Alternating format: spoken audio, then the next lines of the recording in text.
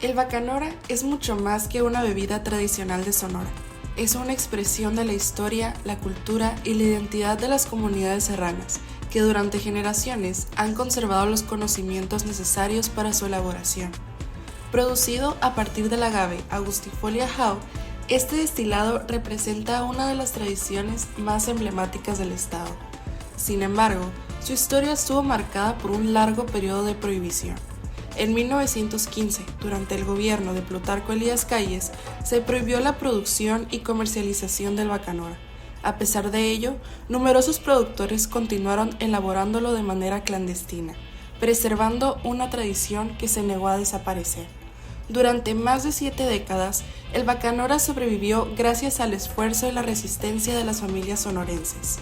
Fue hasta 1992 cuando esta prohibición llegó a su fin, permitiendo que la producción del bacanora ingresara a una nueva etapa caracterizada por la legalidad, la regulación y el reconocimiento oficial. Uno de los acontecimientos más importantes de su historia ocurrió el 6 de noviembre del año 2000, cuando el Instituto Mexicano de la Propiedad Industrial otorgó la denominación de origen bacanora.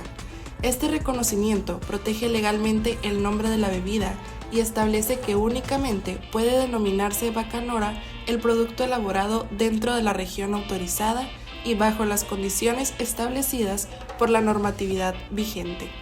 La denominación de origen abarca 35 municipios del estado de Sonora, principalmente ubicados en la región serrana. Entre ellos se encuentran Bacanora, Álamos, Arivechi, Zaguaripa, Ures, Moctezuma, Nacorichico y Aconchi, entre otros municipios que conforman la zona de producción reconocida oficialmente. Pues la historia del bacanora tiene un precursor precolombino. Los indios zópatas, antes de la llegada de los españoles, ya elaboraban un mosto fermentado con el que ellos realizaban sus festividades religiosas y sociales. Entonces, a la llegada de los españoles en el siglo XVI, ya los españoles traen el alambique y entonces ese mosto se pone a destilar en esos alambiques y ahí empieza la historia del bacanora, que en aquellos primeros tiempos pues no se llamaba bacanora, se llamaba mezcal o vino mezcal. Ese es el inicio del bacanora. Hay registros históricos desde que a partir de 1890 aproximadamente ya hay registros históricos donde se utiliza la palabra bacanora. Hay fotografías tomadas, por ejemplo, en la ciudad de Tucson, donde aparece en una tienda donde se venden licores el anuncio de que tienen mezcal bacanora, pero con B chica. De hecho, yo indagando en la historia, he visto que el nombre de bacanora en los primeros tiempos se escribía con B chica. Entonces no sé en qué momento cambió por la B grande. Entonces el bacanora ha tenido muy mala suerte. Al inicio, cuando se empezó a hacer a destilar, los curas le entraban muy fuerte al bacanora. Entonces el clero hizo una prohibición para que no tomaran los curas. Después, pues lo que ustedes conocen de la historia, en 1915, cuando Plutarco Elías Calles emite aquel decreto donde prohíbe hacerlo, comercializarlo, incluso tomarlo. La prohibición empezó a partir del decreto. La fabricación de bacanora era una actividad muy importante en aquella época. Era el sustento de las familias después de la agricultura y de la ganadería. Eso vino a traer pues un atraso económico a la región donde se hace el bacanora. Pero la gente de esta parte del estado, en lo que es la actual denominación de origen, pues que de donde se ha hecho tradicionalmente e históricamente el bacanora, nunca dejó de hacerlo. Por eso tenemos a nuestro favor, aparte parte de la tradición, la historia, la persistencia que aún con la prohibición seguimos haciendo bacanora en la sierra, escondidos en las cañadas. Ahí tienen ustedes parte de un alambique que funcionó en la sierra en la época de la producción, que lo operaba mi padre, porque yo soy tercera generación de productores de bacanora. Mi abuelo y mi padre fueron productores de bacanora, y ahora pues ya hay otra cuarta generación de productores de bacanora, que es mi hijo el que está ahorita operando aquí la vinata. Y también quiero decirles que viene una quinta generación de productores de bacanora, porque ya mis nietos ya juegan aquí en la vinata entre los alambiques, entre las piñas de maguey y la leña. Mi papá fue productor de bacanora. Yo crecí entre tambos de 200 litros encerados llenos de bacanora en un subterráneo para protegerlos de la cordada de la policía, y entre galones y de majuanas. Todo eso me marcó a mí. Aunque yo soy profesionista, cuando ya regresé a mi pueblo, al parque se hizo la denominación de origen en el año 2000. Empezamos nosotros a promocionar, a hacer algo para que esto tuviera más auge y que fuera económicamente más de beneficio para el pueblo. Empezamos a organizar el Festival del Bacanora. En el primer Festival de Bacanora se inauguró el Museo Estatal del Bacanora. Hemos hecho todo lo que hemos podido para que esto salga adelante, ¿no? Pues se producía, la gente se iba en grupos, se organizaban grupos hasta de 15 ejimadores que se iban a una vinata, instalaban una vinata rústica, artesanal totalmente, con instrumentos muy rudimentarios, tambos de fierro. En otras ocasiones, como por ejemplo, mi padre tuvo 2 alambiques de cobre de 600 litros, como los que están aquí ahorita en esta vinata, y porque él era un productor importante de bacanora. Sí, en su grupo de trabajo llegó a ver más de 15 gentes laborando al mismo tiempo, produciendo bacanora. ¿Cómo lo bajaban? Primero, por ejemplo, cuando ya estaba listo el bacanora, para transportarlo antes, los transportaban en barricas de 40 litros de fierro para que no se oxidara el bacanora, porque eran de fierro. Las tenían que encerar. Cogían cera de abeja, la calentaban, se le echaban el tambo, lo movían rápido y quedaba una película protectora en el hierro para que no se oxidara el bacanora, y le echaban al burro una barrica, en ocasiones 2, una por un lado y otra por otro, a veces una sola, y se venían antes de llegar al pueblo, kilómetros antes, mandaban una gente sola con un burrito nomás para ver si no había problemas, ya que no había la acordada famosa de ese tiempo, que fue una policía que se acordó nombrarla para que hiciera este tipo de actividades, reprimir, de buscar y perseguir a los vinateros. Pues ya que veían que no había peligro, llegaban al pueblo en la noche regularmente. No ibas a ver nunca un vinatero que llegara en el día al pueblo. En la noche, muy de madrugada o muy noche. Y así es como se pasó ese periodo, esa transición de la historia del bacanora, escondiéndose. Cuando la gente iba a dejar bacanora, se lo llevaba a la frontera y caminaban desde muchas partes de Tonixi, Bacanora, Zaguaripa, toda esta región, y se iban a lomo de mulas, de burros, cargando el bacanora para entregarlo en la frontera. También ahí todo eso era con mucho cuidado. Iba gente por delante, tenían que cambiar de rutas y todo, ¿no? Para poderlo llegar. Cuando se construyó la presa del Novillo, estaba la época de la producción, y ahí específicamente, como había miles de trabajadores, prohibían cualquier tipo de licor porque era un campamento grandísimo. Entonces la gente se daba maña y llevaba el bacanora al Novillo y pasaba el río Yaqui con las barricas en el lomo nadando para pasar el bacanora de contrabando en la noche, también en la madrugada. La acordada se recuerda porque cometió muchos abusos. Se dice que llegó a ahorcar vinateros, destruir vinatas, destruir el bacanora, pues, y el ejemplo lo puso Plutarco Elías Calles ahí en la calle Cerdán. Hay fotografías donde aparece el gobernador Plutarco Elías Calles rompiendo de majuanas ahí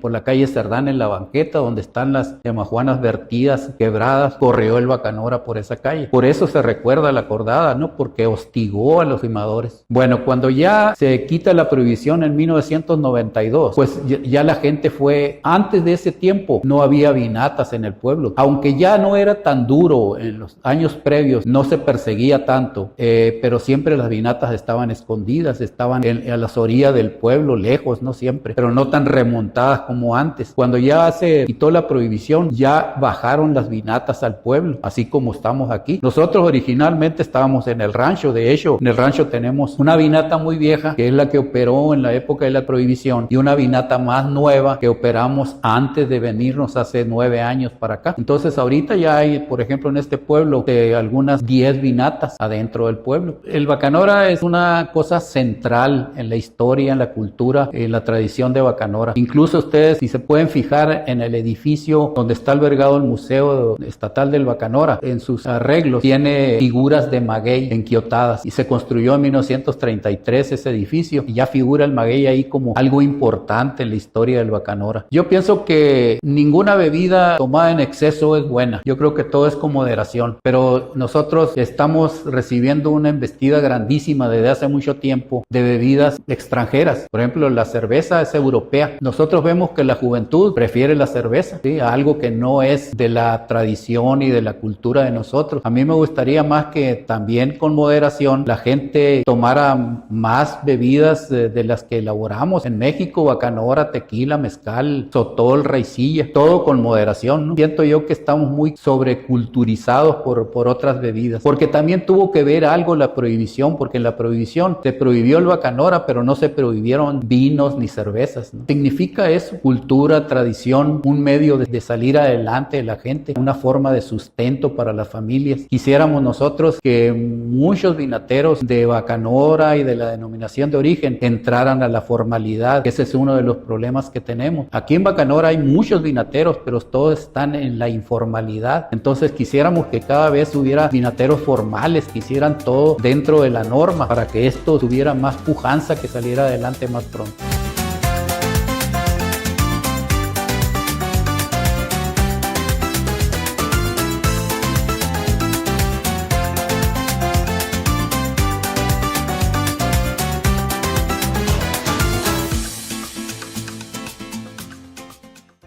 Soy Julián Javier Urquijo Lugo, originario de aquí de Bacanora. Soy pequeño productor de Bacanora, con casi 25 años ya elaborando Bacanora, todos los años, 2 veces por año. De hecho, ahorita ya andamos queriendo cerrar la zafra. Estamos ahorita haciendo Bacanora. Desde niño me tocó ir a visitar vinatas, como le llamamos a las fábricas donde hacemos Bacanora, vinatas o vinaterías. Me tocó visitar junto con mi padre vinatas todavía ocultas en el monte. ¿Por qué? Porque todavía estaba la prohibición. Siempre me llamó mucho la atención en la elaboración del Bacanora, pero nosotros de niños y en Bacanora jugábamos mucho a ser vinateros. Hacíamos nuestras propias vinatas con latas de jugos, de verduras o de lo que fuera. Hacíamos nuestras vinatas y jugábamos a eso. Jugábamos mucho también a eso.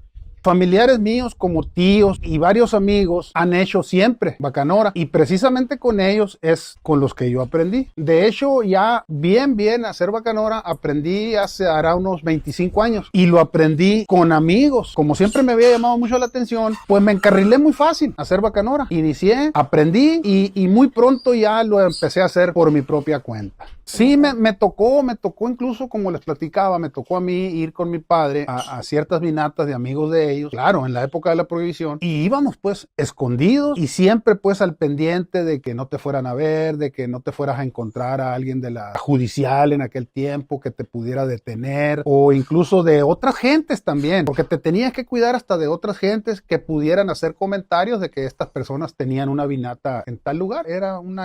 Fue una época muy difícil. La época de la prohibición, hay pero mucha historia que hablar de ello, por tantas barbaridades que ocurrieron. Y también hay cosas chistosas. ¿Por qué? Porque la gente se las tenía que ingeniar para llegar con el Bacanora, ya con el líquido, llegar al pueblo. Tenían que llegar de noche. Muchos la ocultaban entre el maíz, entre el zacate, con los burros cargados de pastura, lo guardaban ahí. Pasaban muchas veces por donde estaba la ley y pasaban desapercibidos porque que iban ocultos, tenían compartimentos secretos en sus casas, tenían sótanos. Fue una verdadera odisea en la época de la prohibición. Me tocó incluso ver de niño que llegaba gente preguntando que si quién vendía bacanora. Me tocó un caso, recuerdo, que llegaron una vez unos señores preguntando, estábamos un grupo de niños jugando y llegaron preguntando, ¿quién vende bacanora? Y un niño levantó la mano y dijo, mi papá, dijo, tiene, él vende. Ah, pues llévanos para allá. Y resultó que eran de la judicial del estado en aquel tiempo. Entonces, pues al rato pasaron con el señor arriba del carro que traían, me acuerdo muy bien que era un pick-up azul de la judicial, pasaron con el papá del niño amarrado, lo detuvieron, lo soltaron después. ¿Por qué? Pues mucha corrupción, quizá le decomisaron el bacanora, no recuerdo bien, pero el caso es que no se lo llevaron, ¿no? Pero sí, pues los decomisos estaban a la orden del día, la destrucción también del equipo de destilación, que era muy difícil tener, antes era muy difícil tener un equipo de destilación también, era algo muy feo pues que te destruyeran la vinata, porque si de eso comías, pues batallaban mucho para conseguir otra vez el equipo, sobre todo lo que es el serpentino culebra de cobre, que era lo más, si ahorita en la actualidad es difícil para conseguirlo, en los tiempos de antes pues más. Es muy importante ser muy cuidadoso. ¿En qué aspecto? Por ejemplo, el maguey angustifolia jau con el que se hace el bacanora, cuando se gima, tiene que estar perfectamente bien gimado. Entonces muchas veces traemos maguey que viene, nosotros le llamamos mechudo, quiere decir que trae pequeñas partes todavía de las hojas, que se ve verde todavía. Entonces nosotros lo que hacemos, no todos lo hacen, pero nosotros aquí en lo particular lo que hacemos es rasurar ese maguey. Entonces, ¿qué quiere decir esto? Que lo limpiamos y dejamos la piña o cabeza de maguey perfectamente bien limpia, que no tenga nada de verde, para que el maguey esté bien concentrado todo su poder, todo su dulce. Eso es lo que hacemos, lo rasuramos. Tenemos mucho cuidado también al echarlo a tatemar al horno, en usar leñas, pero en su mayoría utilizamos leña de mezquite. Otra de las cosas que nuestro bacanora tiene ese tan buen sabor y esa tan bonita aroma es que nuestro horno es un horno tradicional que viene siendo un hoyo en la tierra. Entonces ahorita la modernidad, muchas vinatas modernas que lo están haciendo en autoclaves. Al hacerlo en autoclave, pues no va a tener el aroma a la tierra, el aroma a la leña, el aroma propia pues del natural. Y lo otro es que, como les comentaba ahorita, nosotros cambiamos ya el equipo, principalmente la olla del cocimiento de la destilación, ya la cambiamos porque antes usábamos ollas de fierro común y ahora utilizamos olla de acero inoxidable. Entonces el producto pues ya es un producto más limpio, el aroma es más propia del bacanora. El agave tiene que estar sazón, tiene que estar maduro. Como te decía, un agave de manera silvestre dura 10 años o más. Bajo riego baja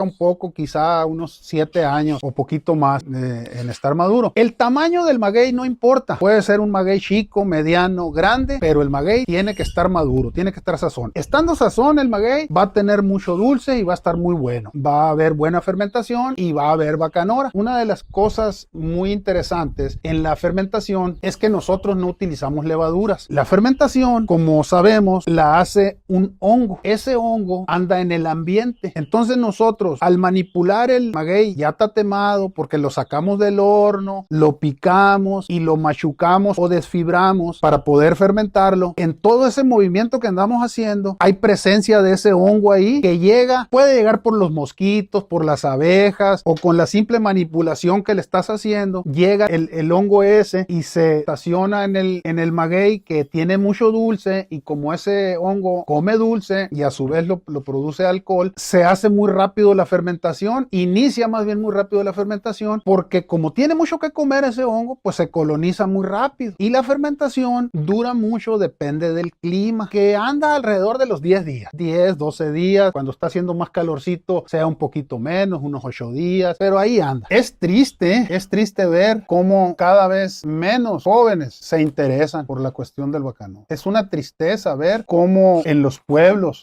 cada vez los jóvenes menos se interesan interesan más en irse a Estados Unidos, se interesan más en otras cosas, pero son pocos los jóvenes que quieren seguir con esta tradición. Pues la tecnología yo creo que es la principal causa de lo que está sucediendo. También ahí en ese caso, si el gobierno apoyara, incluso en escuelas o no sé de qué manera, se les encarrilara a los jóvenes, se les diera a saber que aquí es una manera de vida, es un trabajo noble y bonito y todo, quizá hubiera más jóvenes que estuvieran interesados en seguir en esto.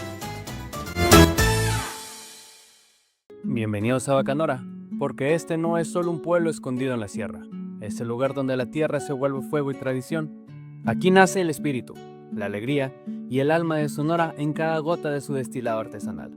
Visitar Bacanora es probar su historia, sentir el calor de su gente y descubrir que la esencia de un estado entero se resguarda entre estas montañas. Bacanora es Sonora.